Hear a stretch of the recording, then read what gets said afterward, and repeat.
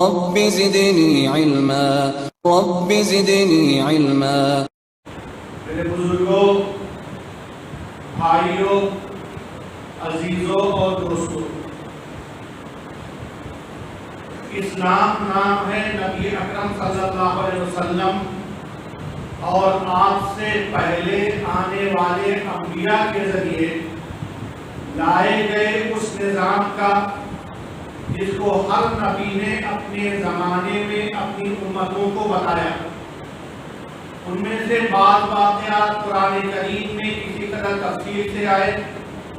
اور بعض واقعات کو سرسری طور پر بیان کر دیا گیا اور آگے بڑھ گئے۔ وہ واقعات جس کی انسان کی زندگی میں بہت اہمیت نہیں ہوتی،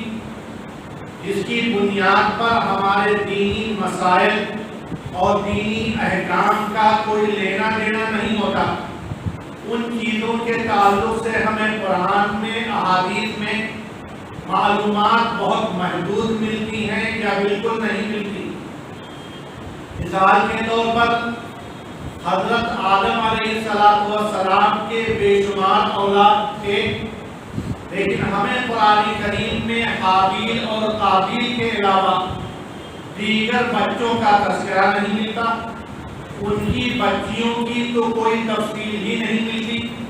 اسی طرح جب ہم اور آگے بڑھتے ہیں تو بہت سے اہم واقعات میں مختلف انبیاء کے بیویوں، ان کے بچوں کی تفصیلات اور ان کی حالات زندگی کے بارے میں ہمیں نہیں ملتا۔ اسی طرح سے قرآن کریم میں جو تفصیلی واقعات بیان ہوئے، اصحاب کہف کا واقعہ، حضرت خضر اور موسیٰ علیہ السلام کا واقعہ، ذوالقرنین کا واقعہ، حضرت لقمان کا واقعہ اور بہت سے دوسرے اہم واقعات، جو واقعات ہماری زندگی سے کسی طرح تعلیمی اور دوسرے اعتبار سے اہمیت رکھتے ہیں، اس کو بیان کیا گیا۔ لیکن ہم سے پوچھا گیا ہے کہ حضرت لقمان علیہ السلام کے بچے کا نام کیا تھا؟ قرآن و حدیث اس سلسلے میں خاموش ہے۔ مختلف انبیاء کی بیویوں میں کس کا کیا نام تھا؟ چند جگہوں پر تذکرہ آیا حضرت ابراہیم علیہ السلام کے تعلق سے، حضرت ہاجرہ اور حضرت سارہ کا، لیکن دیگر انبیاء کی بیویوں کا کوئی تذکرہ ہم کو اور آپ کو نہیں ملتا۔ اسی طرح حضرت نوح علیہ السلام کے لڑکے اور دیگر بہت سی اہم تفصیلات ہمیں نہیں ملتی، اور سابق میں گزرے ہوئے واقعات اور شخصیات اگر اس کا تذکرہ قرآن و حدیث میں ہے تو وہ ہم سے متعلق ہے اور ہم اس کو اس حد تک جانیں گے کتنا واسطہ ہے۔ جو چیزیں بیان نہیں کی گئی ان میں پڑھنا الجھنا یہ اسلام میں کسی اعتبار سے درست نہیں، اور اسی وجہ سے جب حضرت موسیٰ علیہ السلام فرعون کے پاس دین کی تبلیغ کے لیے آئے اور دین کی بہت ساری باتیں بتائیں، تو جب حضرت موسیٰ علیہ السلام نے ان سے یہ کہا کہ مجھے رب العالمین نے اس لیے بھیجا ہے تاکہ میں بنی اسرائیل کو تمہارے ظلم و زیادتی سے نجات دلاؤں، تو فرعون کے ذہن میں یہ بات آئی کہ میں تو اس کی دعوت دیتا ہوں کہ پوری قوم مجھے رب مانے، یہ تو رب العالمین کا ایک نیا فارمولہ لے کے آئے ہیں، اور اگر قوم نے اس فارمولے کو قبول کر لیا، وہ حقیقت ان کے ذہنوں میں بیٹھ گئی، تو میری نہ صرف یہ کہ ربوبیت کے لوگ منکر ہو جائیں گے، بلکہ میرے اقتدار کو بھی خطرہ ہوگا اور میری حیثیت بھی کمزور ہوتی چلی جائے گی۔ لہذا ان چیزوں کے درمیان معاملے کو الجھانے کے لیے فرعون نے حضرت موسیٰ علیہ السلام سے سورہ طٰہٰ کی آیت نمبر 51 میں ایک سوال کیا، فَمَا بَالُ الْقُرُونِ الْأُولَىٰ، تم آج ہمارے بارے میں، ہمارے زمانے میں صحیح اور غلط چیزوں کے بارے میں باتیں بتا رہے ہو، یہ بتاؤ جو آج سے پہلے اس دنیا میں تھے اللہ رب العالمین کی حقیقت نہیں سمجھتے تھے، بھی دوسروں کی پوجا اور عبادت کرتے تھے ان کے بارے میں تمہارا خیال کیا؟ تو فرعون نے سوال اٹھایا حضرت موسیٰ علیہ السلام سے، فما بال القرون الاولی، پچھلی صدیوں کے وہ لوگ جو اللہ کو نہیں مانتے تھے، جو ہمارے آپ کے پرکھے تھے، کسی کے دادا، کسی کے پر دادا، کسی کے نانا، کسی کے پر نانا، کسی کی اور کوئی رشتہ داری، ان کے بارے میں تمہارا کیا خیال ہے؟ عام طور پر جب کسی کے بڑوں کو غلط کہہ دیا جائے تو متعلقہ لوگ ناراض ہوتے ہیں، بدگمان ہوتے ہیں اور صحیح دعوت کو بھی قبول کرنے سے دور ہو جاتے ہیں۔ لہذا یہ چال اور تدبیر فرعون نے اختیار کی، لیکن انبیاء اللہ کے بھیجے ہوئے، اللہ کی دی گئی ہدایات کے مطابق عمل کرنے والے ہوتے ہیں۔ لہذا حضرت موسیٰ علیہ السلام نے بڑی حکمت سے اس کا جواب دیا، علمھا عند ربی، ان کے بارے میں معلومات میرے رب کے پاس ہے، میں نہیں جانتا۔ علمھا، ان لوگوں کے بارے میں صحیح معلومات، عند ربی، میرے رب کے پاس ہے، فی کتاب، اور وہ ایک کتاب میں محفوظ ہے۔ روز قیامت جب فیصلہ ہونا ہوگا تو اللہ تعالیٰ ہر ایک کے نامہ اعمال کو، اس تحریر کو نکال کر اس کے متعلق فیصلہ فرمائیں گے۔ لا یضل ربی ولا ینسیٰ، میرا رب نہ بھٹکتا ہے اور نہ بھولتا ہے۔ جو گزرے ان کے معاملات کیا تھے، ان کا رویہ کیا تھا، صحیح تھے غلط تھے، اب ان کے بارے میں کہنے سے بتانے سے نہ وہ اپنی زندگی میں تبدیلی کر سکتے ہیں، نہ ان کے نامہ اعمال کو بدلا جا سکتا ہے۔ لہذا میں ان چیزوں میں کو بیان کر کے، میں ان چیزوں کو بیان کر کے نہ الجھنا چاہتا ہوں نہ الجھانا چاہتا ہوں۔ تو یہاں پر میں آپ سے جو گفتگو کرنا چاہتا ہوں وہ یہی پوائنٹ ہے کہ گزرے ہوئے زمانے میں جو چیزیں پیش آئیں، اگر اس کا تعلق براہ راست ہمارے عمل سے، ہمارے معاملے سے، ہمارے صحیح اور غلط کے نظام سے ہے، تب تو اس میں الجھنا ہوگا۔ لیکن اگر اس کا تعلق نہیں ہے تو بہتر ہے کہ سرسری طور پر ہم اس سے گزر جائیں اور اس کی وہ تفصیلات بیان کرنے سے بچیں جو ہمیں الجھائیں یا دوسروں کی الجھن کا سبب بنے۔ ان تمام چیزوں سے ہمیں اور آپ کو سب کو بچنا چاہیے۔ میں یہ جس پس منظر میں بات کر رہا ہوں اس کی وضاحت اس لیے ضروری ہے کہ نبی اکرم صلی اللہ علیہ وسلم کے بعد جو خلفائے حضرت ابوبکر، حضرت عمر، حضرت عثمان، حضرت علی، حضرت حسن اور اس کے بعد حضرت امیر معاویہ اور پھر اس کے بعد سلطنت اموی، سلطنت عباسی وغیرہ وغیرہ، اس کے بارے میں کچھ اصطلاحات کی گفتگو کی جاتی ہے کہ اس کی وجہ سے جب پرانے معاملے چھیڑے جاتے ہیں تو بہت سی چیزیں بے دلیل ہو جاتی ہیں اور اس کی وجہ سے آپس میں نفرت، عداوت اور بہت سے نئے نئے مسائل جنم لیتے ہیں جو کسی طرح مناسب نہیں۔ ہمارے اور آپ کے ذہن میں یہ بات ہونی چاہیے، انبیاء کا انتخاب صرف اللہ کا انتخاب ہے، کوئی خود سے نبی نہیں بن سکتا۔ لہذا انبیاء کرام اپنے زمانے میں نبی بھی ہوتے ہیں، وہ اپنے زمانے میں دنیاوی نظام چلانے کے لیے حکومت بھی کرتے ہیں اور انہی کا لایا اللہ کا نازل کردہ نظام اور دین تمام لوگوں پر واجب اور لازم ہوتا ہے۔ اس کے بعد جب انبیاء کا دور ختم ہو جاتا ہے تو ہم نے دیکھا کہ نبی اکرم صلی اللہ علیہ وسلم نے واضح انداز میں کسی ایک کو اپنے بعد متعین طور پر خلیفہ نامزد نہیں کیا۔ اگر ایک جگہ حضرت علی رضی اللہ تعالیٰ عنہ کے تعلق سے کہا من کنت مولاہ فعلی مولا، تو دوسری جگہ 9 ہجری میں حضرت ابوبکر رضی اللہ تعالیٰ عنہ کو امیر الحج بنایا اور جب امیر الحج بنانے کے بعد یہ اعلان کرنے کے لیے بھیجا کہ اے علی رضی اللہ تعالیٰ عنہ، آج تک دنیا کا نظام یہ ہے کوئی نظام جب تبدیل کیا جاتا ہے تو اس کا اعلان نبی کے قریبی رشتہ دار کرتے ہیں، آج جائیے اور اعلان کر دیجیے کہ آج کے بعد کوئی غیر مسلم نہیں آئے گا، کوئی ننگا طواف نہیں کرے گا وغیرہ وغیرہ. تو وہاں پر یہ سوال اٹھا کہ حضرت علی رضی اللہ تعالیٰ عنہ کو بھیجا جا رہا ہے، اس سے پہلے امیر الحج حضرت ابو بکر رضی اللہ تعالیٰ عنہ کو بنایا گیا. اب حیثیت کس کی؟ تو صاف وضاحت تھی، یہ اعلان آپ کریں گے لیکن امیر الحج حضرت ابو بکر صدیق رضی اللہ تعالیٰ عنہ نہیں ہوں گے. یعنی حضرت ابو بکر صدیق رضی اللہ تعالیٰ عنہ کی عمارت میں حضرت علی رضی اللہ تعالیٰ عنہ حج کر رہے ہیں. اور پھر اس کے بعد نبی اکرم صلی اللہ علیہ وسلم نے اپنی آخری عمر میں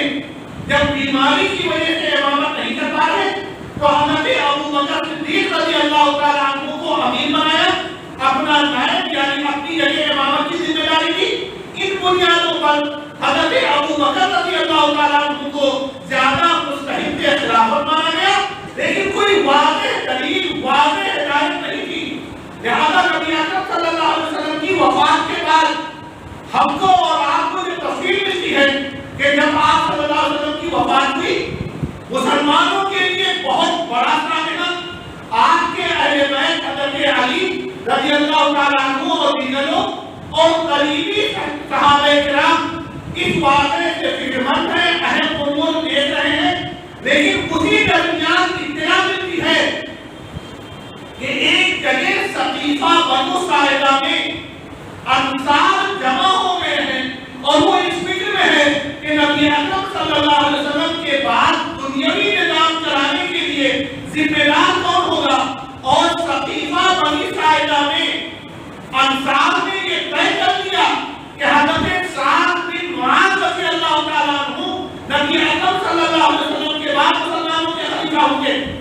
کوئی واضح ہدایت نہیں تھی، لہذا انصار نے حضرت سعد کو متعین کیا. جب یہ اطلاع ملی تو مہاجرین کا اسلام کے تئیں قربانی پیش کرنا،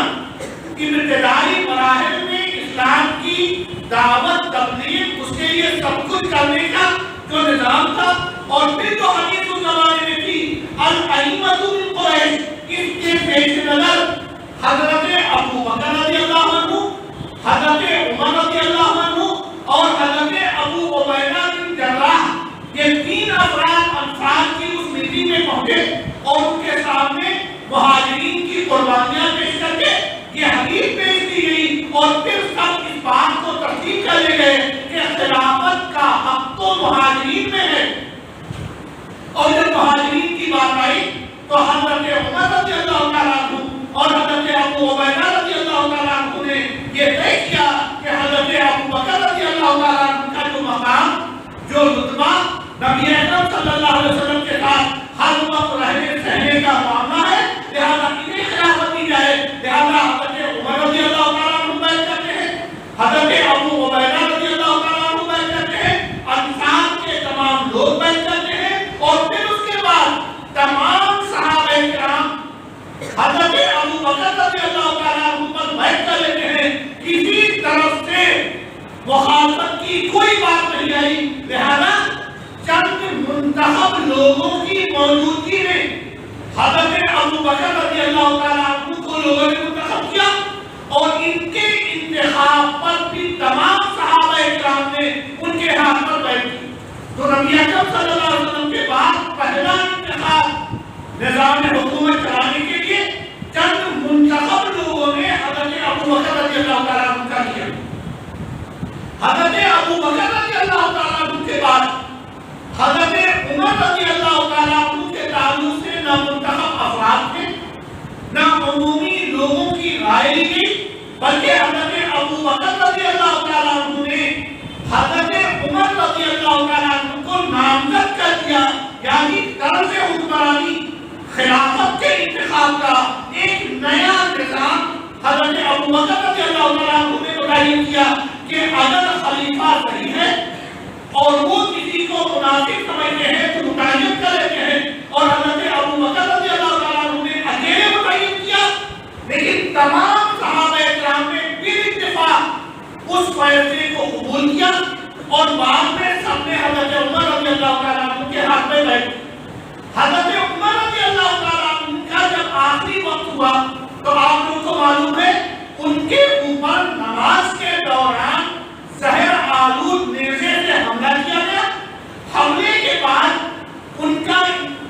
وفات اور انتقال میں کچھ وقت لگتا ہے، اس درمیان انہوں نے حضرت عمر رضی اللہ تعالیٰ عنہ نے عشرہ مبشرہ میں جو 6 لوگ باقی تھے ان کی ایک کمیٹی بنائی. لوگوں نے اس وقت اصرار کیا، اس پہ غور کیجیے گا،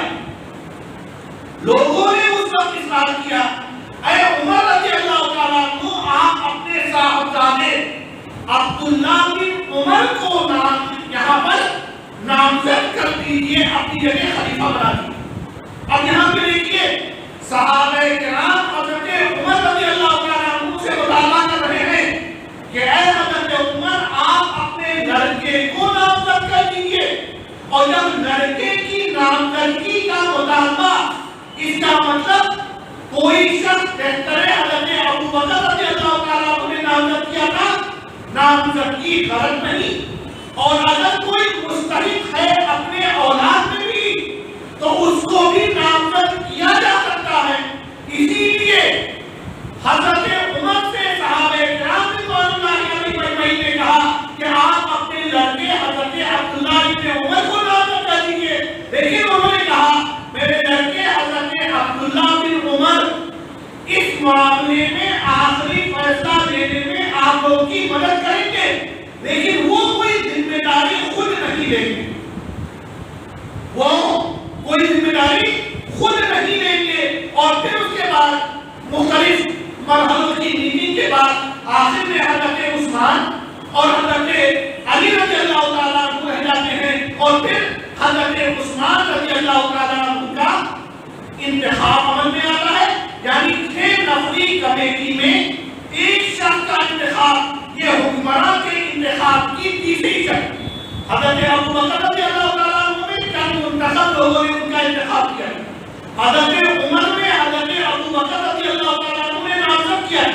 حضرت عثمان کے انتخاب میں 6 لوگوں کو حضرت عمر رضی اللہ تعالیٰ عنہ نے منتخب کیا. ان 6 میں ان 6 لوگوں نے جس کو منتخب کیا آخری شکل تھی وہ حضرت عثمان رضی اللہ تعالیٰ عنہ. اور پھر حضرت عثمان رضی اللہ تعالیٰ عنہ کی شہادت کے بعد تمام مسلمانوں نے متفقہ طور پر حضرت علی رضی اللہ تعالیٰ عنہ کا انتخاب کیا. یہ طرف حکومت کی چوتھی شکل. حضرت عثمان کی شہادت کے بعد تمام لوگوں نے، کیونکہ اس سے پہلے آخری مرحلے میں حضرت عثمان اور حضرت علی رہ گئے تھے، جب حضرت عثمان رضی اللہ تعالیٰ عنہ کا انتقال ہو گیا، شہادت ہو گئی، تو حضرت علی رہے تو تمام مسلمانوں نے ان کے ہاتھ پر بیعت کیا اور وہ مسلمانوں کے خلیفہ نامزد ہوئے. پھر اس کے بعد صورتحال ایسی آئی کہ انتشار اور فتنوں کا دور ایسا ہوا کہ آپسی اختلافات، یہاں تک کہ جنگ صفین، جنگ جمل کے واقعات پیش آئے. بہت سے صحابہ نے اپنی جانوں کی قربانیاں پیش کی، بہت ہی تکلیف دہ اور افسوسناک واقعات. پھر اس کے بعد حضرت علی رضی اللہ تعالیٰ عنہ کی بھی شہادت ہو جاتی ہے. اور پھر حضرت امیر معاویہ سے حضرت حسن رضی اللہ تعالیٰ عنہ ایک صلح کرتے ہیں. اس کے بعد حضرت حسن رضی اللہ تعالیٰ عنہ اپنے حق سے دستبردار ہو کر تمام مسلمانوں کا خلیفہ اور امیر حضرت امیر معاویہ کو منتخب کرتے ہیں. یہاں پر بھی دیکھیے گا حضرت علی رضی اللہ تعالیٰ عنہ کے انتقال کے بعد ایک طرف حضرت امیر معاویہ حکمرانی کر رہے ہیں، دوسری طرف حضرت حسن، حضرت حسین، دیگر کبار صحابہ موجود. لیکن حضرت علی رضی اللہ تعالیٰ عنہ کے بڑے لڑکے حضرت حسن کا ایک طبقہ خلافت کے لیے انتخاب کرتا ہے، ان کے ہاتھ پر بیعت ہوتی ہے. لیکن حضرت حسن رضی اللہ تعالیٰ عنہ اپنی خلافت کے بجائے مسلمانوں میں صلح کو ترجیح دیتے ہیں اور اپنی خلافت سے دستبردار ہو جاتے ہیں. اب اس کے بعد حضرت امیر معاویہ نے اپنے انتقال سے پہلے جس کو متعین کیا یہ ان کے صاحبزادے حضرت امیر معاویہ نے اپنی زندگی میں اپنے بعد خلافت کے لیے یزید کا انتخاب کیا. یزید کیا تھے، کہتے تھے،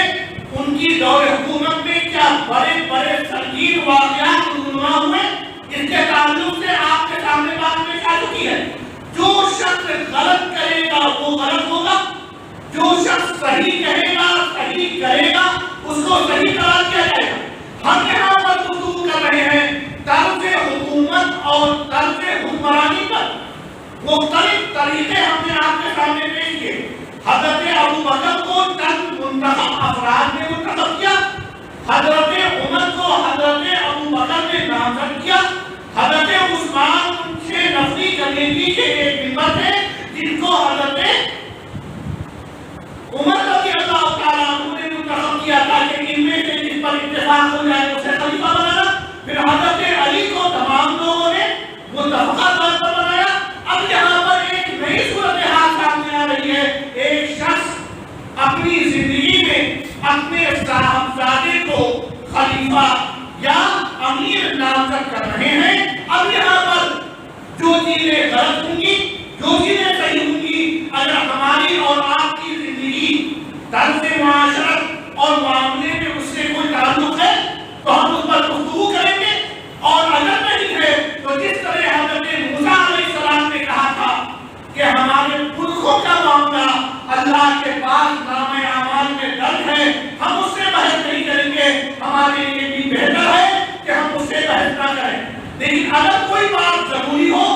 جس کی بنیاد پر مسائل کو واضح کرنا ہو تو وہاں پر ہم کو اور آپ کو چیزوں کو سمجھنا ہوگا. یزید نے جو واقعات کیے،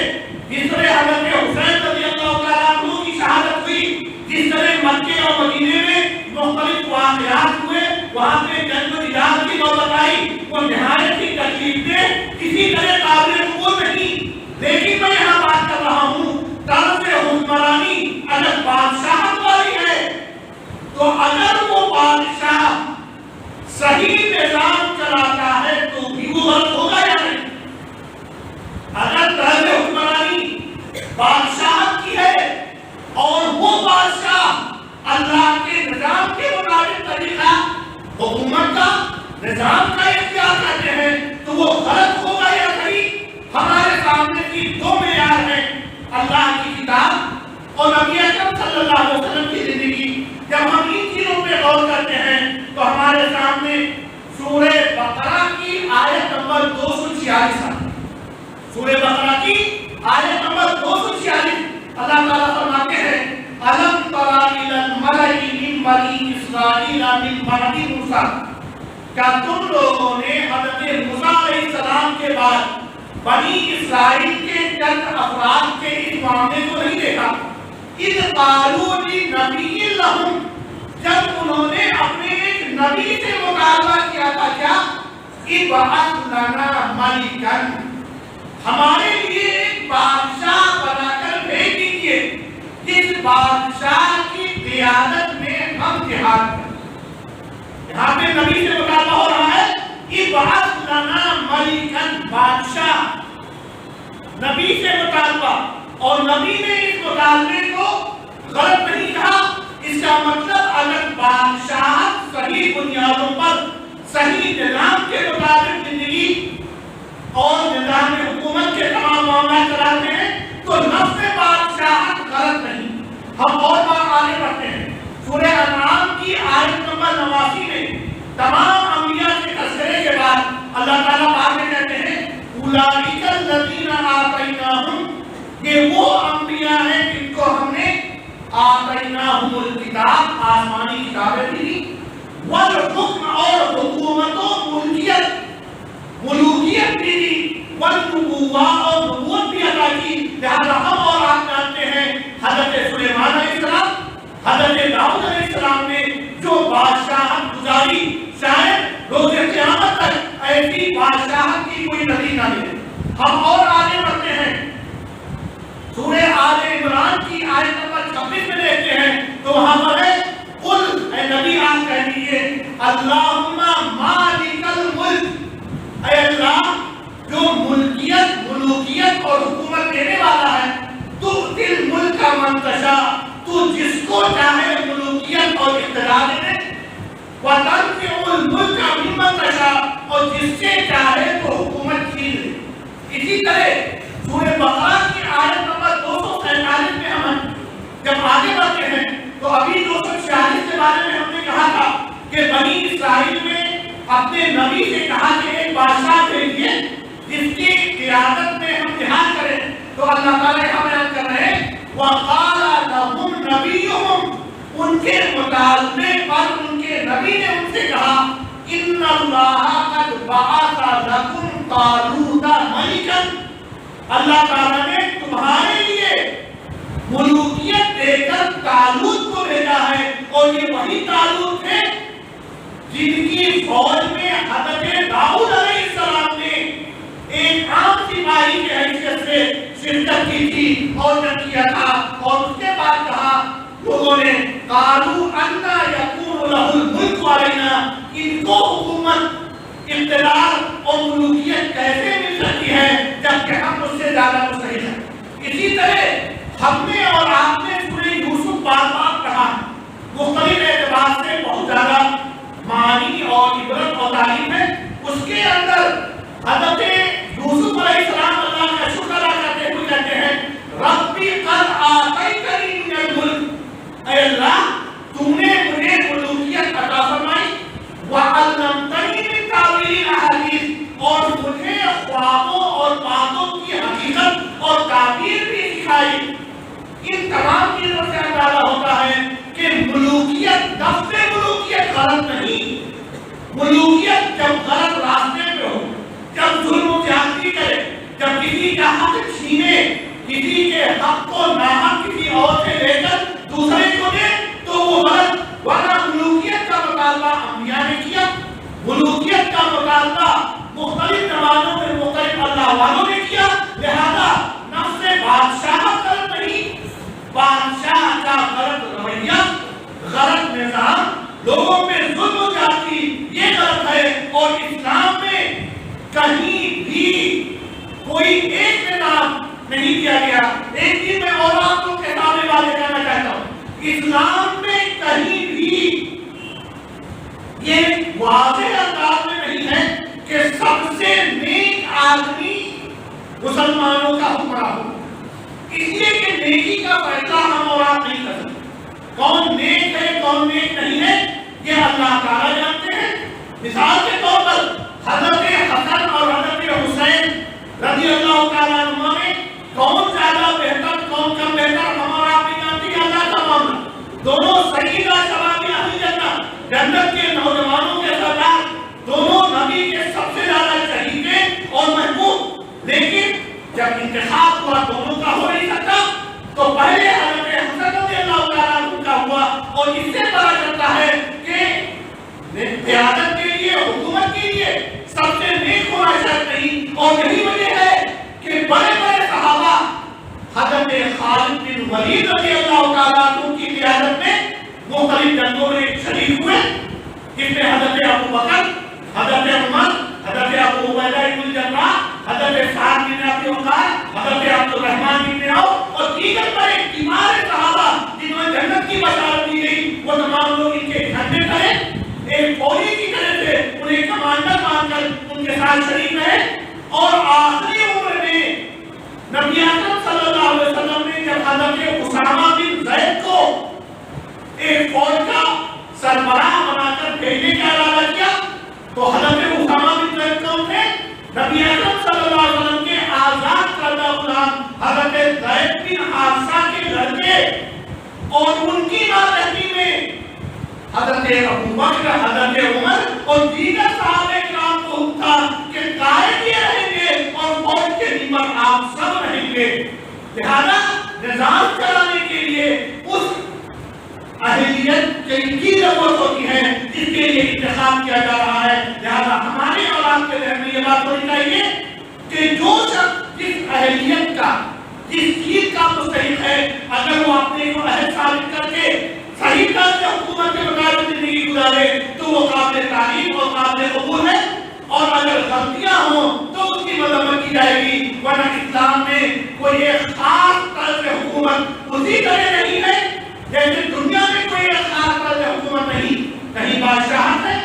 کہیں صدارتی نظام ہے، کہیں پرائم منسٹر اور وزیر اعظم والا نظام ہے، کہیں پر صدر راج ہے، کہیں فوجی حکومتیں ہیں، کہیں پہ بغاوت کر کے ایک قوم وہاں پر قابض ہو جاتی ہے اور وہاں کے حکمران راہ فرات اختیار کرتے ہیں۔ الگ الگ طریقے، بس لازم ہے کہ حکومت میں آئے تو عدل کرے، انصاف کرے، کسی لیے حق کو ماننے اور ظلم و زیادتی سے بچیں۔ اللہ تبارک و تعالیٰ ہم تمام لوگوں کو ہر معاملے میں حق کہنے، سمجھنے اور اس پر عمل کی توفیق عطا فرمائے۔